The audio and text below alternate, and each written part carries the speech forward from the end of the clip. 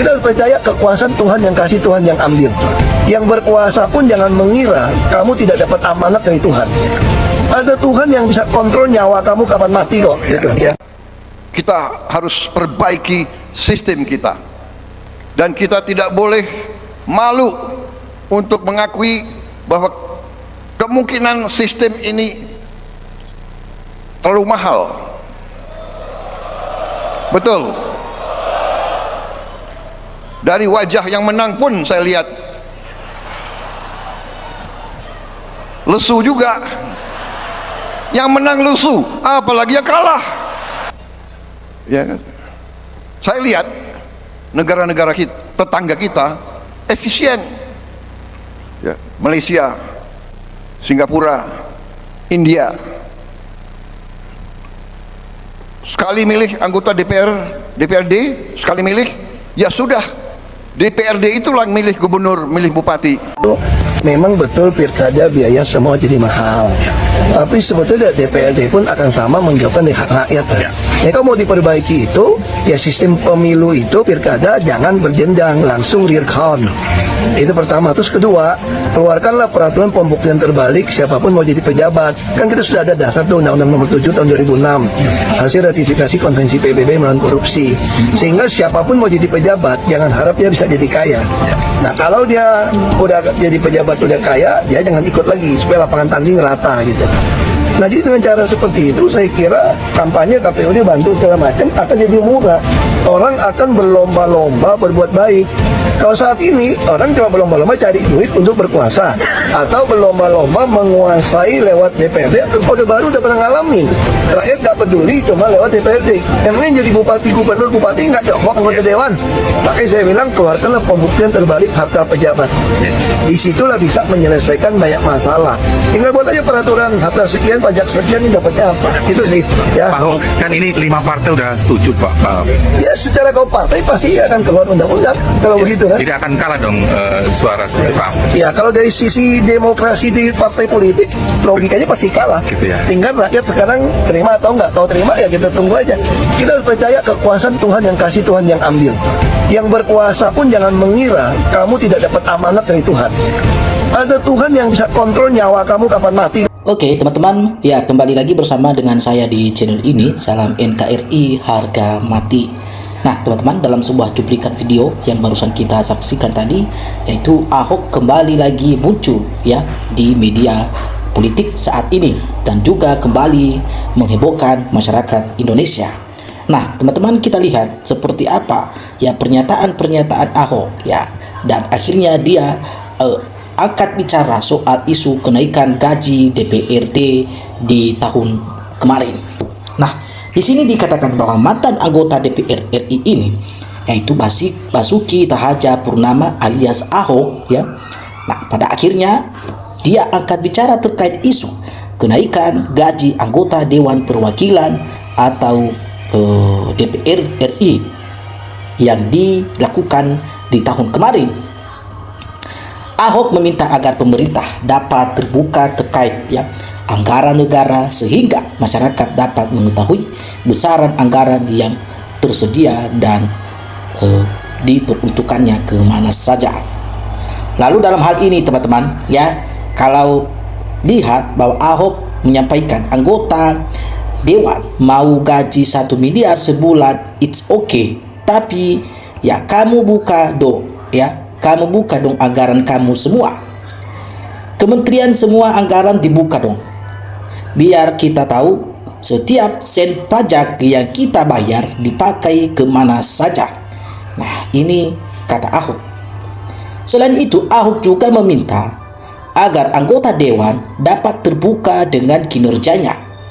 Ahok menilai setiap orang yang profesional memang layak untuk dibayar dengan gaji besar. Itu tidak masalah, dan Ahok ya tidak mempermasalahkan hal itu.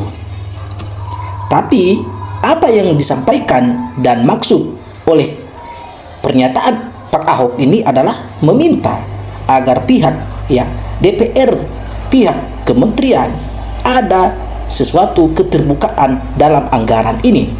tadi disampaikan bahwa mau gaji 1 miliar pun itu it's okay dan memang tidak bermasalah. Tetapi harus dibuka anggarannya kepada masyarakat Indonesia, ya, supaya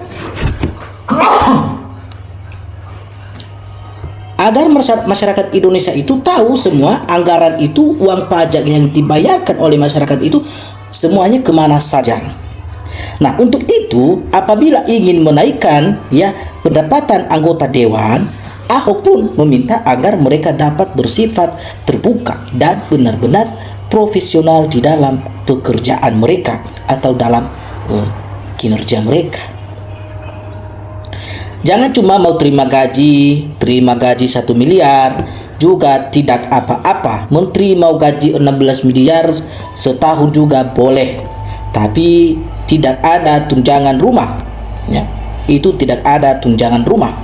Lalu disampaikan bahwa sebelumnya Wakil Ketua DPR RI Adis Kadir memastikan bahwa gaji bagi anggota DPR RI tidak mengalami kenaikan, tetapi ada tambahan tunjangan berupa tunjangan rumah sebesar 50 juta per tahun, per bulan. Dia mengatakan bahwa itu tambahan tunjangan itu menggantikan rumah dinas DPR RI yang kini sudah tidak ada. Dengan begitu, tunjangan rumah dinas itu diberikan dengan nominal yang disesuaikan.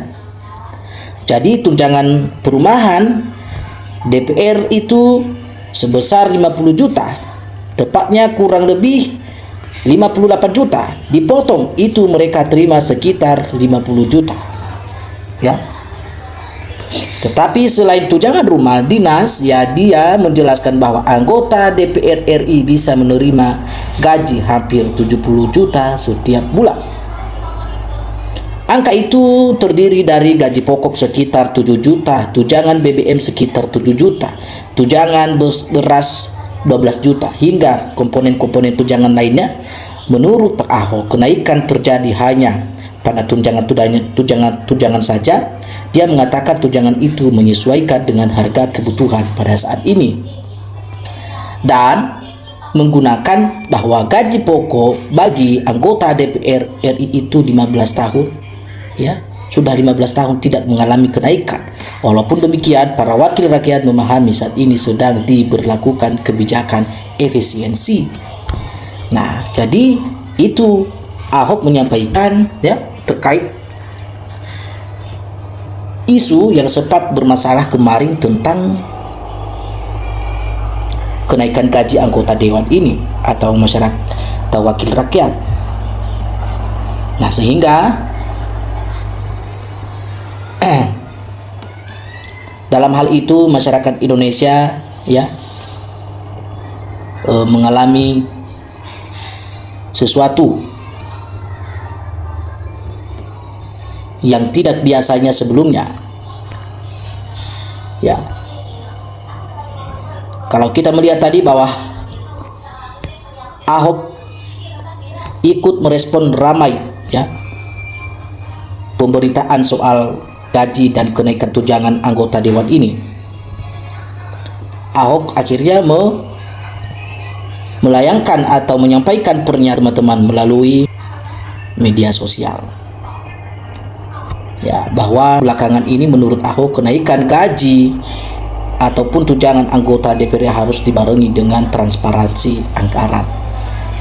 Kalau kita melihat bahwa persoalannya bukan pada kenaikan gaji, tetapi persoalannya adalah keterbukaan atau ketransparansi anggarannya ke mana saja, supaya masyarakat Indonesia juga tidak bertanya-tanya ke mana saja semua anggaran ini, sementara hal itu juga mereka taat membayar pajak. Nah, jadi ini yang bisa sering terjadi, teman-teman, ya. Kalau Ahok mengatakan, kalau saya anggota dewan mau gaji 1 miliar sebulan saya oke, tapi kamu buka dong anggaran, semua kementerian anggaran dibuka supaya masyarakat Indonesia tahu seluk-beluknya anggaran itu ke mana saja. Nah, jadi itu, teman-teman, ya, tanggapan atau respon dari Pak Ahok yang kita melihat terkait ya isu yang sempat mencuat, ya, yang sempat memanas di tahun kemarin mengenai isu gaji DPR ini. Jadi bagi teman-teman yang ingin memberikan tanggapan atau ingin berdiskusi juga, silakan teman-teman tinggalkan komentarnya di dalam video ini. Sampai ketemu di video kita berikutnya. Salam NKRI harga mati.